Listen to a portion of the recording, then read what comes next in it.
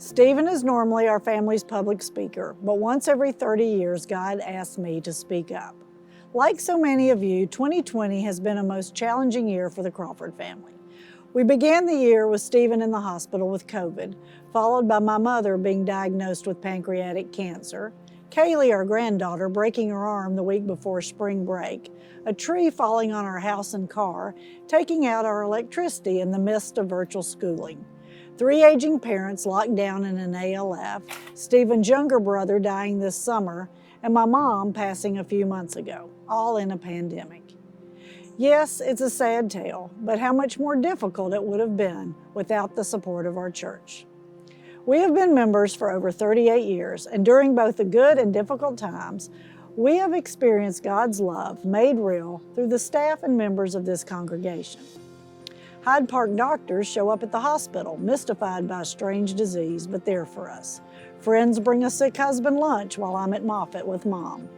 Members provide much-needed advice on how to deal with a difficult cancer diagnosis and end-of-life decisions.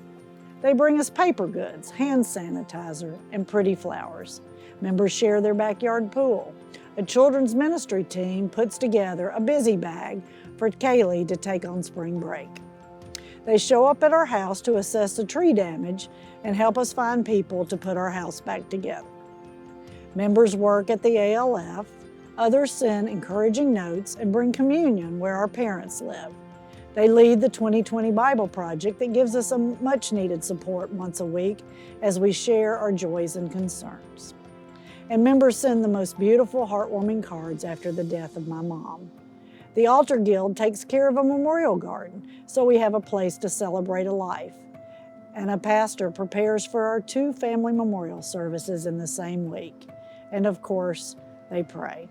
Friends are the family you pick for yourself. And we're so fortunate that we have found all these friends at Hyde Park United Methodist. So, what does this have to do with stewardship and giving to the church? I was raised in the Baptist church, and my parents taught me early on that you tithe, giving 10% of what God has given you back to Him so He can use it to make His love real in this world. You save another 10% and spend the remaining 80% however you see fit. The Crawfords have tithed and pledged every year since we have been members of this church. We're self-employed, making determining our pledge a little challenge, so we just base it on the prior year and adjust as necessary.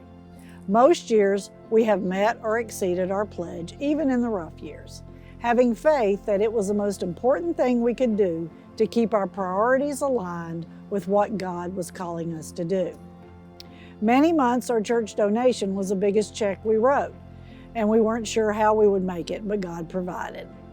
This year, we're living off our savings because the courts are pretty much shut down, but because our commitment to giving first and saving secondly, we will make it through. No matter what your situation is financially, ordering your life around supporting a church not only gets your priorities in order, but it enables our congregation and staff.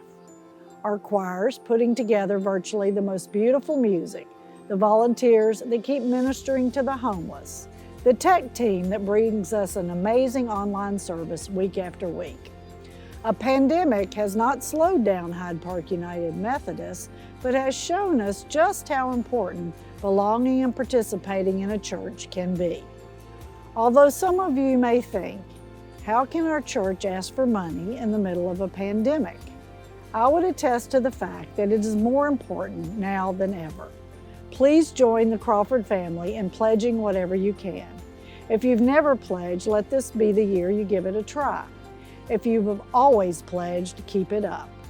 And if you're in a situation where you can go beyond your pledge or your tithe, this would be a good time to be overly generous. I can assure you it will be the best investment you will make this year, because it will allow our staff and our congregation to continue to be the hands of God and make His love real during a very difficult and challenging time.